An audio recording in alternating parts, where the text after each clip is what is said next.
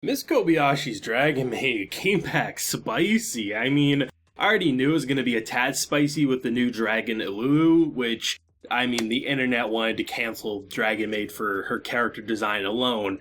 The end of the episode's probably going to set off an entirely new commotion, but goddamn, it's good to have Dragon Maid back. KyoAni came back swinging. It's been a hot minute since we've had an official season. I think it's been like 4 years. They've done the OVAs and the mini specials building up to Miss Kobayashi's Dragon Maid S or Season 2. But to finally have it back, KyoAni and the way they animate things is just such a joy to behold. And with such colorful character designs and just outlandish stories, it's hard not to have a giant grin. Toru getting a job at a maid cafe makes total sense. The fact that she literally became such a relevant head chef but didn't want to call anyone master other than her own master, Kobayashi, despite never calling her master. The quitting, the ritual to make food taste good. The banned account of our boy Fafnir here. That poor bastard is about to cause literally chaotic annihilation because he got temporarily banned. I don't know what the hell he was doing, but goddamn, that's hilarious. Everything about this episode was just like, it's what you expected, but then also completely different than Miss Kobayashi's Dragon Maid has ever been.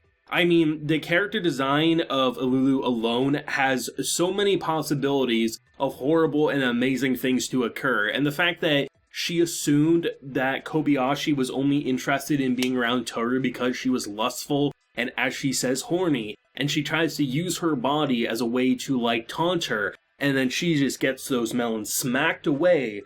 So, the end of the episode, if what they're hinting at is to be believed, seemingly she changed her sex, because she's like, alright, that's gonna be your excuse, we'll see how this plays out. Based on the preview, it doesn't seem like she's happy about that, but that's gonna be an event in itself, and I'm sure the internet will be perfectly cool, calm, and collected discussing this, but you know how the social media may be. Kobayashi's Dragon Maid is probably gonna be a lot of people's most anticipated show, just because, KyoAni suffered such a horrible blow a couple years back with the bastard that did the horrible arson attack.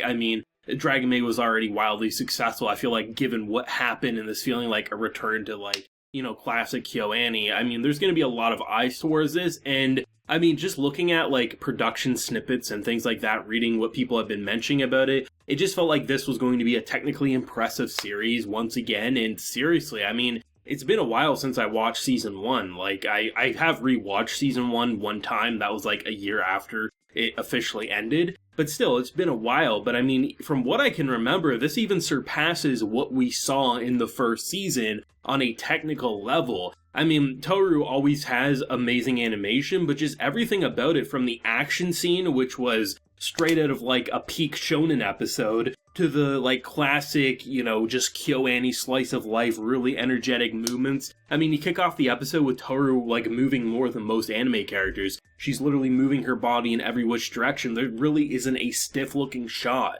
KyoAni is just so good at what they do, and I'm so glad to see Dragon Maid alive and well. And I think this is one of those cases that introducing yet again another character into a pretty hefty cast of dragon and human characters is something that should be encouraged, mainly because everyone who's pretty much interacting with Kobayashi and Toru and things like that are pretty much either neutral or friends. The fact that they were able to break away a dragon's pact, which you don't interfere because they got bribed by sweets. It just goes to show how less of conflict is really there, and you don't need conflict to make it exciting. But enough to say, hey, just because we're introducing yet again another dragon character doesn't mean they're immediately going to love each other. I just think there's way more room for having a bit of a chaotic energy similar to that of Millum from Slime, enough to rattle up the cast as we build up to most likely everyone holding hands again by the end of the season. But seriously, Dragon Maid is back, and it's back with a bang.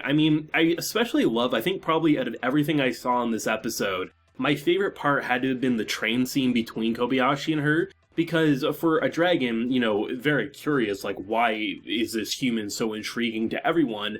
I have to figure out what's going on. I appreciate how her reaction to what she was saying wasn't necessarily to deny it, but just saying I'm me. I don't expect everyone in humanity to basically think like me, but the shitty times, I just turn the other cheek. I don't need to focus on that because that's who I am. I like how she explained her connection to Toru and the others in a way that didn't come across as, like, dismissive in that, like, oh, shitty things never happen. Of course they do. But, you know, it doesn't bother me because everything that is good about that relationship outweighs the bad that may come with it. And I really like that, especially considering, like, Toru was pretty fearful by the end of that, like, shonen sequence, because she almost forgot that she's supposed to protect the city, and she was pretty much ready to destroy everything other than Kobayashi herself. So it's nice to see, like, even though it's been quite a while since I've really watched this anime, it immediately reminds you why their connection is so strong in such a great way. They even actually recapped the show by having, like, a quick reintroduction to, so every time we saw a character which was their first appearance in this episode, they give a quick name snippet as well as saying, actually a dragon. I remembered all of that, but I think it's a good way because of how long it's been. Not everyone's going to have seen the mini shorts or the mini little clips that they made. I think Crunchyroll actually has them on their page as well. So it's a good way to remind you because there is a shit ton of people. So it's just a great introduction while shaking it up in probably the most insane fashion. I honestly have no idea if people really love this episode or not. Usually with a show like this, I kind of take a peek to see what the fandom was thinking. I think most likely anyone who enjoyed the first season of Kobayashi are going to enjoy it. I just have a sneaking suspicion that there may be a little more controversy than the first season had going for it, but I mean, really, as long as you block out certain phrases on Twitter, you should be A-okay. But I mean, Kobayashi's Dragon Maid is one of those shows that, like, even though it has, honestly, probably some of the more fan servicey scenes than your average anime, I think the way they incorporate it pretty much every single time, I can't really recall any that have really, like, been like, oh, that's like a really shitty scene. It's always been funny at the very least, or eye candy to those who are wanting it. So it kind of, like, blends it perfectly. I was talking about just that on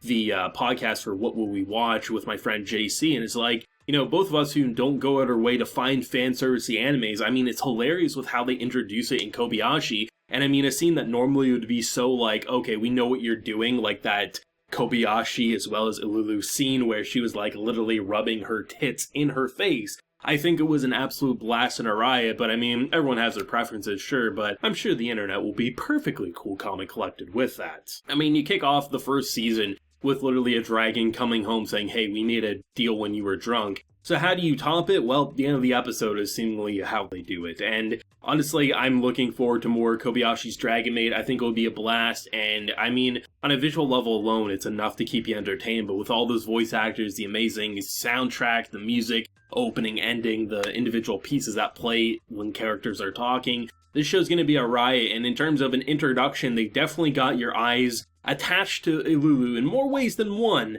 And whatever chaotic energy she brings is sure to shake up the foundation of Season 2 for sure. And if that opening is anything to go off of, there's going to be a lot of jealousy towards Toru, as well as her, and, you know, who's going to be basically competing for Kobayashi's attention. Let me know your thoughts on this week's episode of Miss Kobayashi's Dragon Maid down below. Drop a like to help promote the video, and subscribe if you're new around here. So until next time, everyone, please take care and have a good one.